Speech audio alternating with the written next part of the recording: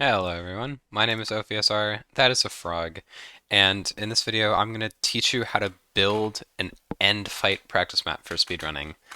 I already have a map for this, so if you're able to download custom maps if you play on PC or mobile, I would recommend joining the Discord server and downloading it through there. But if you're unable to join the Discord server or you're on a console and are unable to download worlds, this should be the tutorial for you. This is going to teach you how to make a map that respawns an Ender Dragon that will always instant perch and will always make it easy for you to practice one cycle.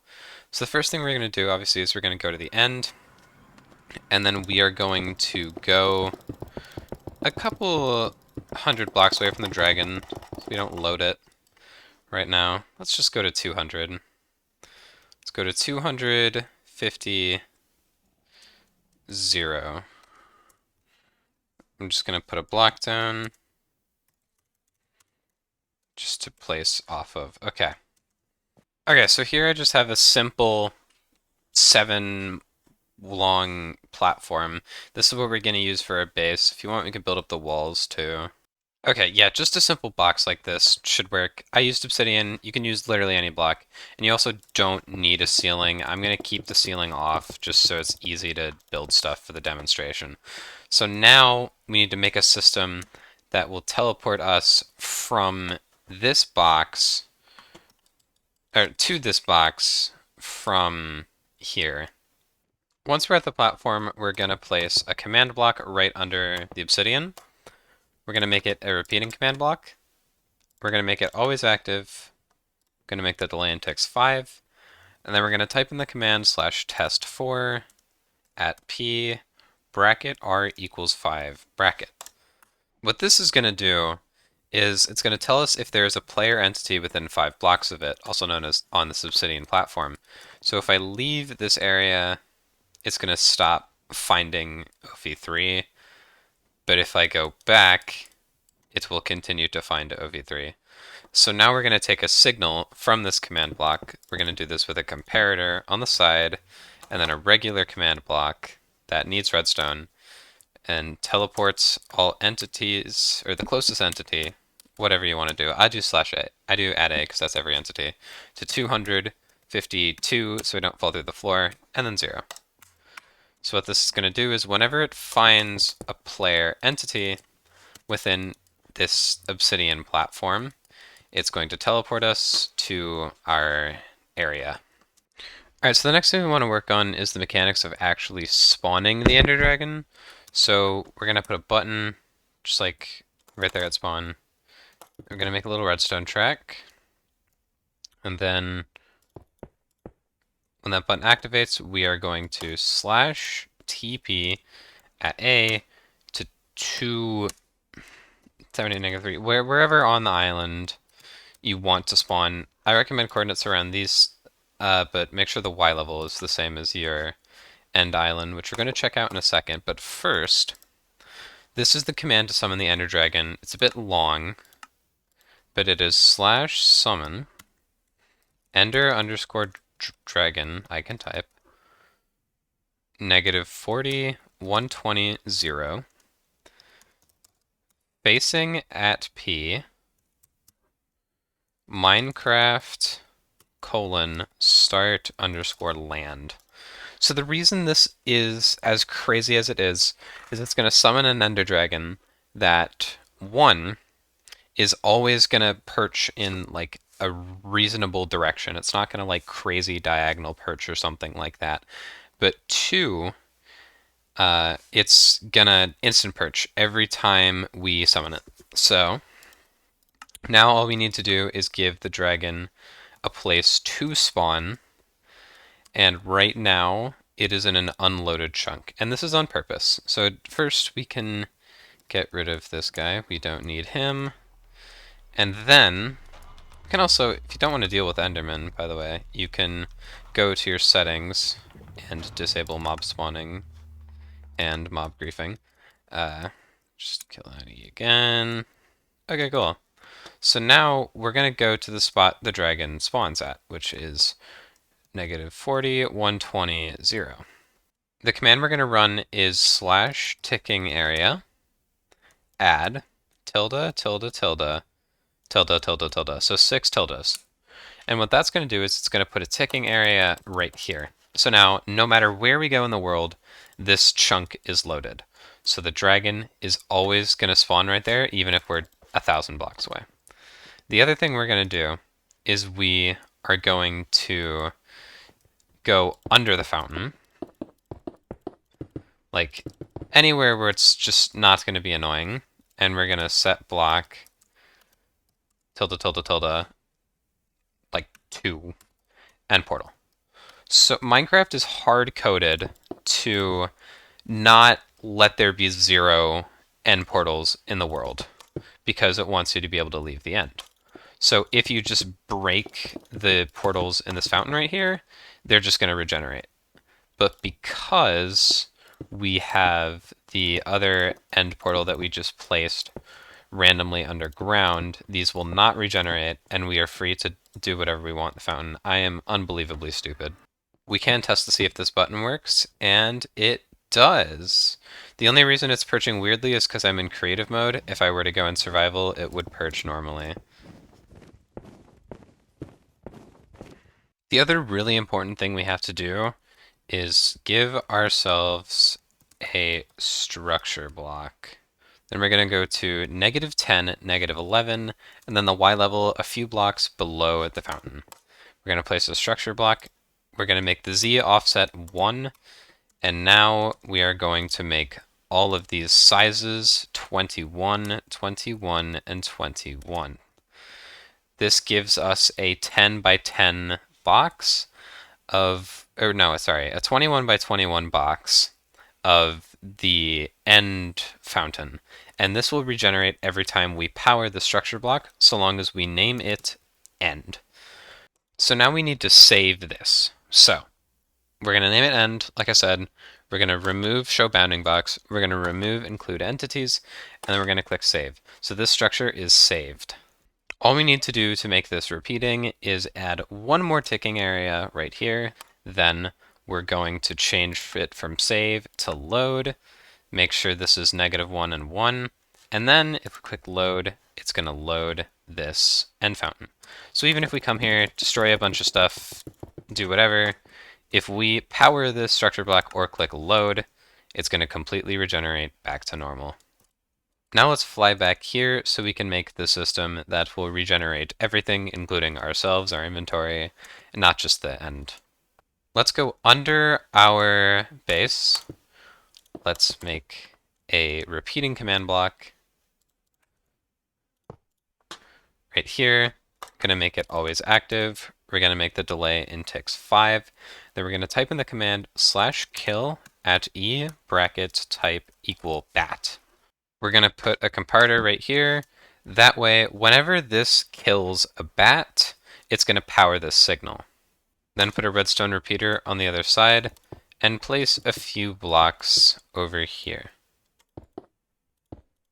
The command blocks we're going to add under here are /kill at e bracket type equal ender underscore dragon.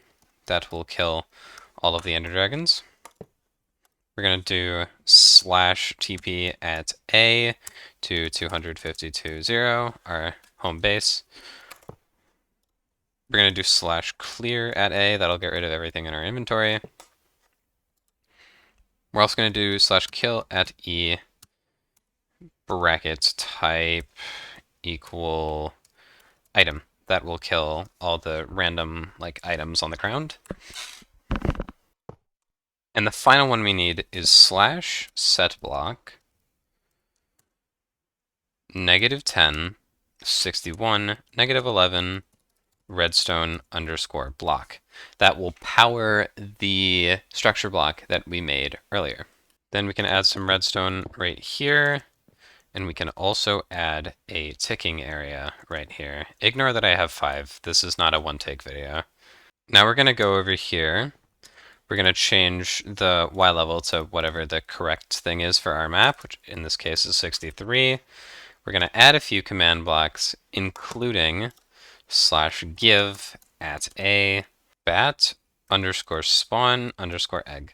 So that'll give us a bat spawn egg. We're also going to add one that slash set blocks -10, 61, -11 to air. What that's going to do is it's going to get rid of our redstone block so we can repeat the signal in the future.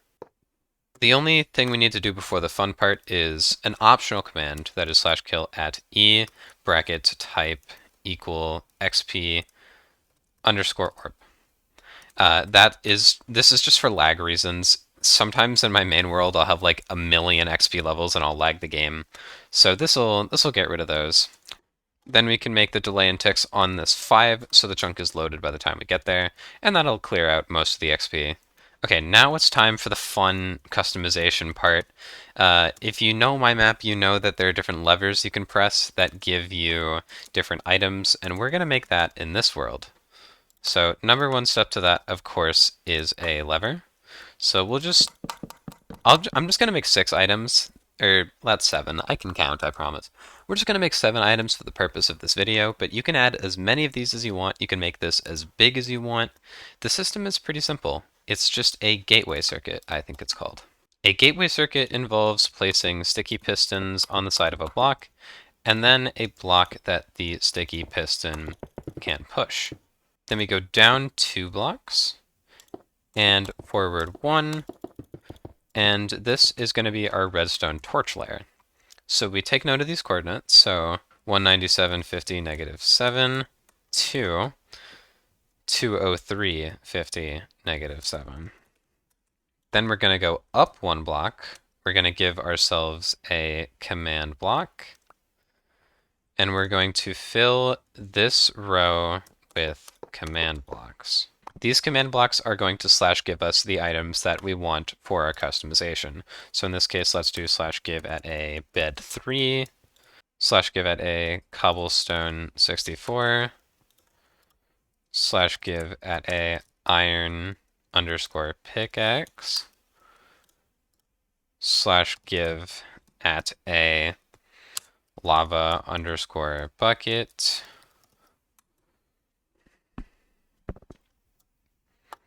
/give at a snowball 16, /give at a obsidian 64,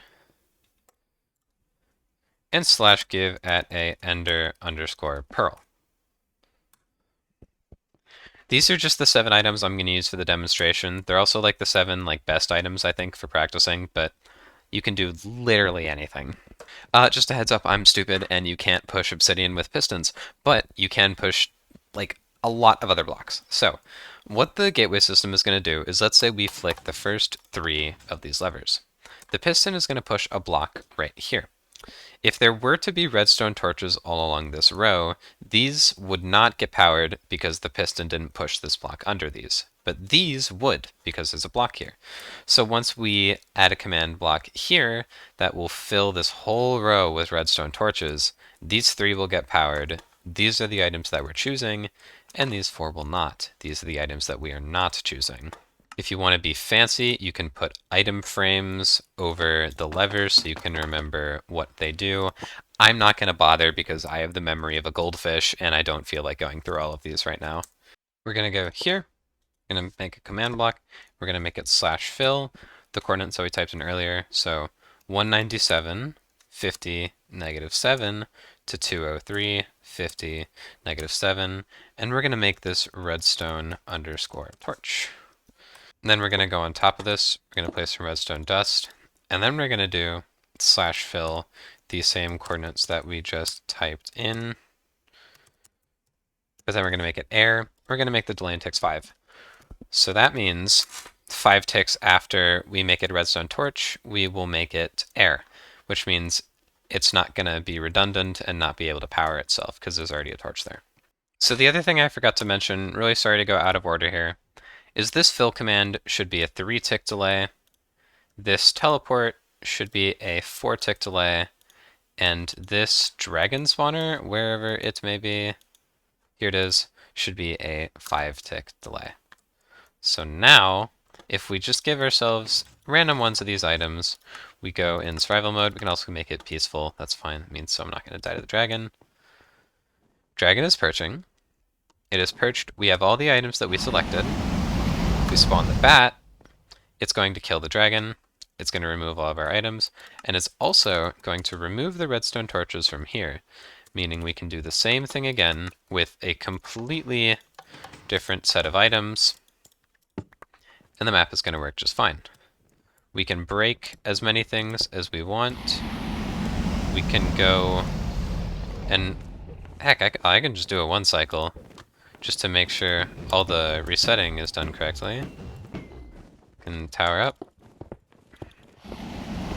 Power up to like 21 blocks high, and it's still gonna reset it. Then I can go here, place the lava, and I can do... Okay, well I'm bad at jump cycle, but let's just make sure the dragon still dies, I guess. That's the cope. Map is reset. We go here, and everything that we've just done is completely reset. So with that being said, the map is done. So yeah, that's pretty much everything to do with this map. If you want to make it so you can put more items on the walls, just add more of these 2 command block pairs where it fills the row with redstone torches, and then 3 ticks later it fills the row with air. But yeah, that's all I have for you today. I hope you enjoyed, and I hope this has been a simple tutorial, and I hope you enjoy your new practice map. Alright, let's send off this video with a clean jump cycle. Okay, well that wasn't the cleanest ever, but that works. Thank you for watching, and see you guys all next time.